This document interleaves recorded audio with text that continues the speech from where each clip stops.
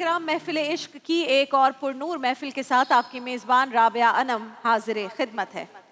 ناظرین کرام، رسول اللہ صلی اللہ علیہ وآلہ وسلم نے جب حضرت ابو بکر صدیق رضی اللہ تعالیٰ عنہ کے ہمراہ مدینہ منورہ ہجرت فرمائی تو مشرکین وحشیوں کی طرح ان دونوں عظیم ہستیوں کو ڈھونڈنے لگے، مگر 3 روز بعد تلاش کا یہ سلسلہ سست پڑ گیا۔ مگر دشمن اسلام ابو جہل اتنی آسانی سے ہار ماننے والا نہیں تھا۔ اس نے اس مقصد کے لیے ماہر کھوجیوں اور سراغ رسانوں کی مدد لینے کا فیصلہ کیا اور خانہ کعبہ کی دیوار سمیت شہر مکہ کے ہر اہم مقام پر یہ اعلان لکھ کر لگا دیا، جیسے آج کل پوسٹرز لگا دیے جاتے ہیں، ایڈورٹائزمنٹ، اناؤنسمنٹ، کہ جو شخص محمد مصطفیٰ صلی اللہ علیہ وآلہ وسلم اور حضرت ابو بکر صدیق رضی اللہ تعالیٰ عنہ کو گرفتار کر کے لائے گا، اس کو 100 سرخ اونٹ انعام میں دیے جائیں گے۔ یہ لالچ دی گئی تاکہ لوگ زیادہ کوشش کریں۔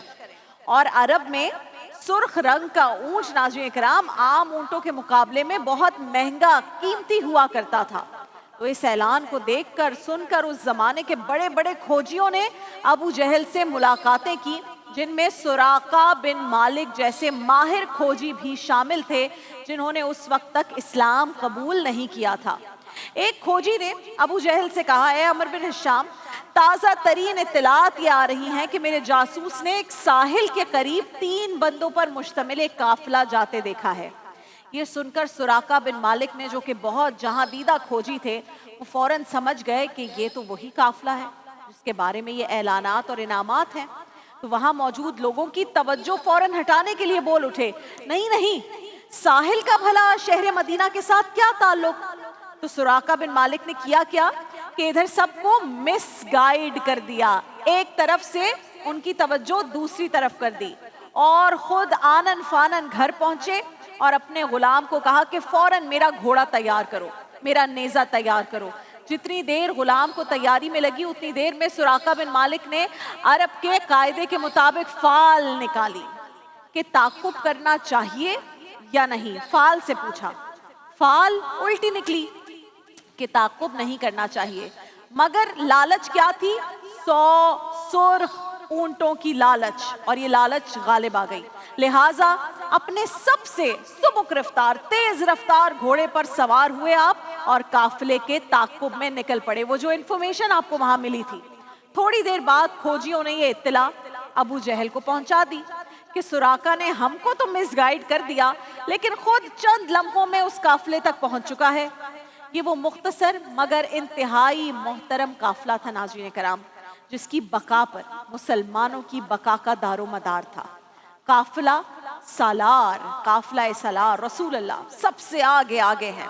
پیچھے کون ہے؟ حضرت ابو بکر صدیق آپ کے پیچھے پیچھے بار بار مڑ کے پیچھے کی طرف دیکھ رہے ہیں۔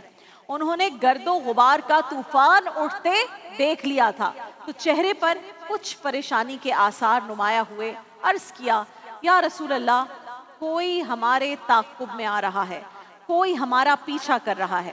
تو رسول اللہ نے فرمایا، ابو بکر گھبرانے کی کوئی ضرورت نہیں، اللہ ہمارے ساتھ ہے۔ اللہ اکبر۔ سائے میں تمہارے ہیں، قسمت یہ ہماری ہے، سائے میں سائے میں تمہارے ہیں،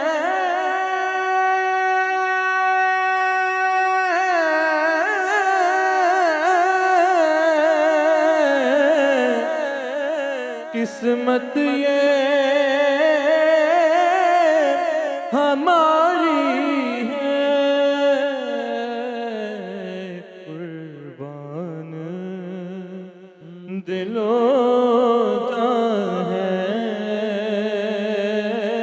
کیا شان تمہاری ہے۔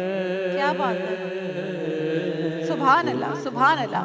नाज़रीन किराम, हजरत सुराका बिन मालिक कहते हैं कि मैं रसूल अल्लाह, आप दूसरी तरफ से पिक्चराइज कीजिए, एक तरफ हजरत अबू बकर सिद्दीक है, वो बता रहे हैं रसूल अल्लाह को कोई हमें फॉलो कर रहा है। आप दूसरी जानिब से रुख देखिए इस कहानी का। अब हजरत सुराका कह रहे हैं कि रसूल अल्लाह के सामने काफिले के बिल्कुल करीब मैं पहुंच चुका था, और इतना करीब था कि मैं उनको आगे से आकर घेर कर तलवार की नोक पर यरगमाल बना लेता कि यका यक क्या हुआ। रसूल अल्लाह ने क्या कहा था? अल्लाह हमारे साथ है। और ये क्या कह रहे हैं? कहते हैं अचानक मेरे घोड़े को जोरदार ठोकर लगी। पहली ठोकर थी इसलिए मैंने नजरअंदाज कर दिया, इग्नोर कर दिया, लेकिन जब घोड़े ने दोबारा ठोकर खाई तो फिर मैं चौंका और मैंने रुककर क्या किया? कहते हैं मैंने फिर फाल निकाली। उस वक्त बहुत ज्यादा डिपेंडेंसी थी कि फाल में क्या रिजल्ट आएगा, उसी को फॉलो करते हुए हमने आगे का डिसीजन लेना है। कहते हैं मैंने फिर फाल निकाली, फाल मेरी मर्जी के खिलाफ निकली। पहले भी फाल मर्जी के खिलाफ थी, मगर 100 सुर्ख ऊंटों का लालच भी कुछ कम नहीं था। कहते हैं मैंने फिर घोड़े पर सवार होकर आगे बढ़ना चाहा तो इस बार ठोकर नहीं लगी, बल्कि इस मर्तबा घोड़े के पांव घुटनों तक जमीन में धंसते चले गए। अल्लाह अकबर।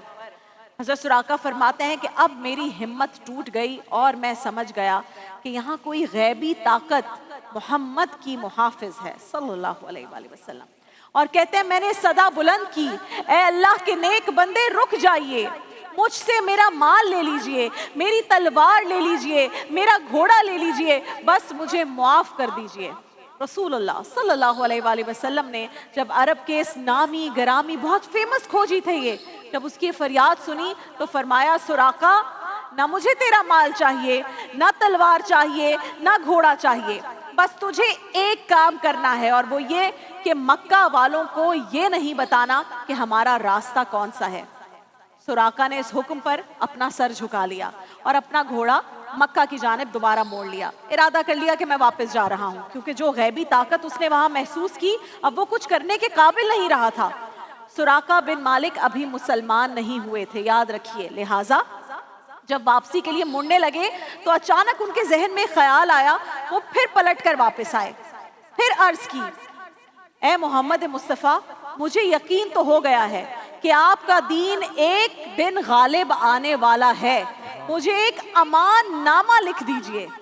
मुझे एक, अब वो फ्यूचर की प्लानिंग कर रहे हैं क्योंकि हैं तो ज़हीन, कह रहे हैं मुझे एक अमान नामा लिख दीजिए, जब आप गालिब आएंगे, जब आप वापस आएंगे तो आप हो सकता है मुझे ना पहचाने, तो फिर मैं वो अमान नामा आपको दिखा दूंगा।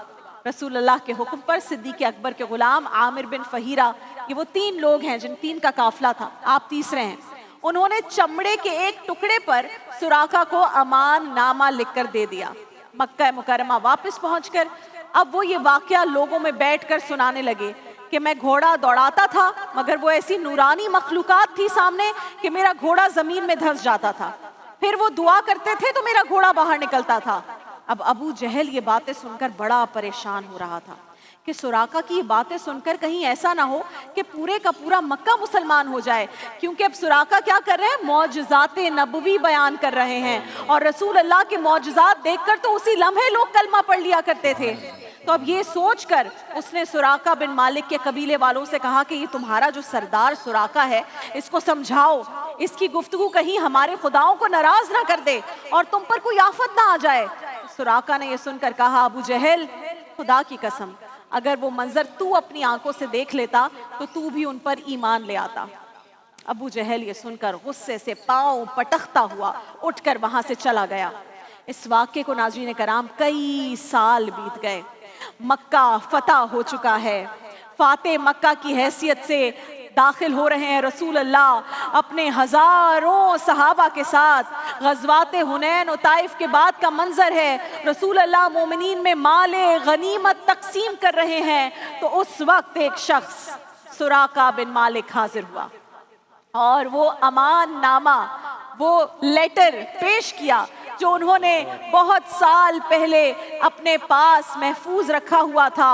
रसूल अल्लाह उन्हें देखते हैं तो शफकत का मुजाहिरा करते हैं। भला ऐसा कैसे हो सकता है कि उस वक्त चाहे इस्लाम कबूल ना किया हो, था तो आशिक रसूल, रसूल अल्लाह अपने आशिकों को पहचानते हैं। تو بہت عرصے بعد دیکھنے کے باوجود شفقت سے پیش آئے، اور اس کے باوجود سراقہ بھی مسلمان نہیں ہوئے تھے، انہیں بھی مال غنیمت میں سے بہت کچھ عطا فرما دیا، کیونکہ آپ کے پاس وہ لیٹر تھا۔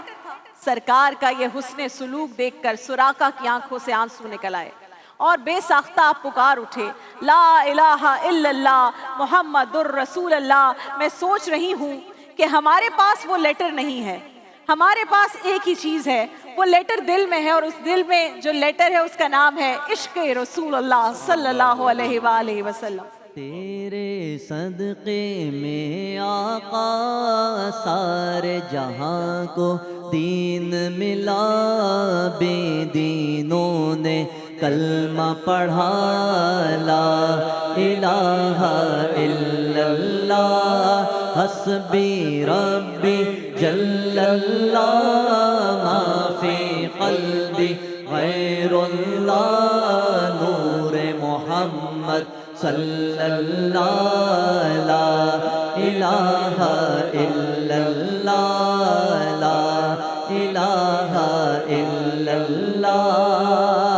دنیا کے انسان سبھی شرک و بدعت کرتے تھے، رب کے بندے تھے پھر بھی بت کی عبادت کرتے تھے۔ دنیا کے انسان سبھی شرک و بدعت کرتے تھے، رب کے تھے بندے پھر بھی بت کی عبادت کرتے تھے۔ بت خانے ہے دھرائے میرے نبی ہے جب آئے، کہنے لگی مخلوق خدا، لا الہ الا اللہ۔ مال غنیمت مل چکا ہے، سراقہ مال غنیمت لے کر واپسی کے لیے مڑنے لگے تو نبی کریم صلی اللہ علیہ وآلہ وسلم نے ایک تاریخی جملہ ارشاد کیا، غور کیجئے گا۔ کہتے ہیں سراقہ وہ بھی کیا دن ہوگا جب تیرے ہاتھوں میں کسرا کے کنگن ہوں گے۔ کسرا کے کنگن۔ سراقہ بن مالک جیسے آپ سب حیران ہو رہے ہیں ویسے ہی سن کر حیران رہ گئے۔ کسرا اس وقت دنیا کی سب سے بڑی سلطنت کا بادشاہ تھا، اور جو طلائی کنگن وہ اپنے ہاتھوں میں پہنتا تھا، وہ کنگن اپنی خوبصورتی، وزن اور حجم کی بدولت پوری دنیا میں معروف تھے۔ they were very very expensive، اس کو کہتے ہیں نا کہ بھئی وہ رائلٹی تھی۔ سراقہ نے حیرانی سے پوچھا، یا رسول اللہ آپ کسرا یعنی شہنشاہ ایران کے کنگن کی بات کر رہے ہیں؟ رسول اللہ نے فرمایا، ہاں میں اسی کی بات کر رہا ہوں۔ سراقہ بن مالک فرماتے ہیں کہ بعد کی زندگی میری بس اسی انتظار میں بسر ہوئی کہ دیکھوں سرکار مدینہ کی پیش گوئی کب پوری ہوتی ہے، اور رسول اللہ پیش گوئی نہیں کرتے تھے، رسول اللہ وعدہ کرتے تھے، اور رسول اللہ کے وعدوں کی کیا بات ہے۔ کہتے ہیں میں بس اسی میں لگ گیا کہ یہ کنگن کب مجھ تک پہنچتے ہیں۔ وقت تیزی سے گزرنے لگا، مکہ فتح ہوا، وہ کنگن نہیں آئے۔ آقا کریم نے دنیا سے پردہ فرما لیا، وہ کنگن نہیں آئے۔ حضرت صدیق اکبر خلیفہ بنے، پھر ان کا بھی وصال ہو گیا، وہ کنگن نہیں آئے، یہاں تک کہ اب سیدنا فاروق اعظم کا دور ہے۔ حضرت سراقہ بہت ضعیف ہو چکے ہیں، بیمار رہتے ہیں۔ اگر کوئی شخص پوچھتا ہے کہ بڑے بیمار رہتے ہو سراقہ، تو فرماتے پریشان نہ ہو، ابھی میرے پاس حضرت اسرائیل نہیں آئیں گے۔ پوچھا گیا کیوں نہیں آئیں گے؟ تو فرمایا اس لیے کہ حضور نے فرمایا تھا کہ پہلے کسرا کے کنگن آئیں گے۔ تو سن لو، مجھے اپنے آقا کے فرمان پر پورا بھروسہ ہے، ایمان ہے کہ جب تک وہ کنگن نہیں آتے اس وقت تک مجھے موت بھی نہیں آئے گی۔ اللہ اکبر۔ پھر ایک دن مدینہ میں خبر پہنچتی ہے کہ مسلمانوں نے کسرا کو شکست دے دی ہے۔ جب وعدہ کیا تھا it was next to impossible، لیکن آج یہ خبر آئی کہ اس کا مال و اسباب آ رہا ہے۔ سراقہ بن مالک فرماتے ہیں کہ یہ اطلاع سن کر میرا دل زور زور سے دھڑکنے لگا کہ یہ کیسے ہوگا۔ کیوں؟ کیونکہ اتنے بڑے بڑے نامور صحابہ جو موجود ہیں، انہوں نے بڑے بڑے کارنامے انجام دیے ہیں۔ بڑی چیزوں پر تو بڑوں کا حق ہوتا ہے، میں نے تو کوئی بڑا کام نہیں کیا۔ تو تو پھر کس اصول کے تحت مال غنیمت میں سے وہ قیمتی کنگن مجھ کو مل جائیں گے، مجھ ضعیف کو مل جائیں گے؟ مگر قربان جائیے کہ مال غنیمت کی تقسیم کا اختیار بھی اس فاروق اعظم کے ہاتھ میں تھا، جو فرماتے تھے کہ جہاں رسول کی بات ہوتی ہے وہاں اصول نہیں دیکھے جاتے، جہاں رسول کی بات ہوتی ہے اصول نہیں دیکھے جاتے۔ مال غنیمت مدینہ پہنچا، خزانے کھلے، کسریٰ کا تاج نکلا، پوشاک نکلی، پھر وہ قیمتی کنگن نکلے، تو تاریخ کی آنکھوں نے یہ منظر دیکھا کہ کسریٰ کے بھاری بھرکم طلائی کنگن فاروق اعظم کے ہاتھ میں ہیں، آپ کے آنسو بہ رہے ہیں، آپ فرما رہے ہیں کہاں ہے سراقہ؟ سراقہ کو بلاؤ، میرے حبیب کا وعدہ پورا ہو گیا۔ اور وہ کیا خوب کہا ہے، ہم پر کرم کیا ہے خدائے غیور نے، پورے ہوئے جو وعدے کیے تھے حضور نے۔ سراقہ بن مالک وہاں پر لائے گئے، بہت ضعیف ہو چکے ہیں، وہ کنگن انہیں پہنائے گئے، وہ کنگن پہنتے وقت سراقہ رو رہے ہیں، اور رسول اللہ کے وہ الفاظ ان کے کانوں میں گونج رہے ہیں کہ وہ بھی کیا دن ہوگا سراقہ جب تیرے ہاتھ میں کسریٰ کے کنگن ہوں گے۔ اللہ اکبر، اللہ اکبر۔ آپ نے جو کہہ دیا ہو کے رہا بخدا، آپ نے جو کہہ دیا ہو کے رہا بخدا، آپ نے جو کہہ دیا ہو کے رہا بخدا، رب کی ہے ایسی عطا تم پہ کروڑوں درود، رب کی ہے ایسی عطا تم پہ کروڑوں درود، کعبے کے بدر و دجا تم پہ کروڑوں درود، طیبہ کے شمس و ضحیٰ تم پہ کروڑوں درود، اور کوئی غیب کیا تم سے نہاں ہو بھلا، اور کوئی غیب کیا تم سے نہاں ہو بھلا، اور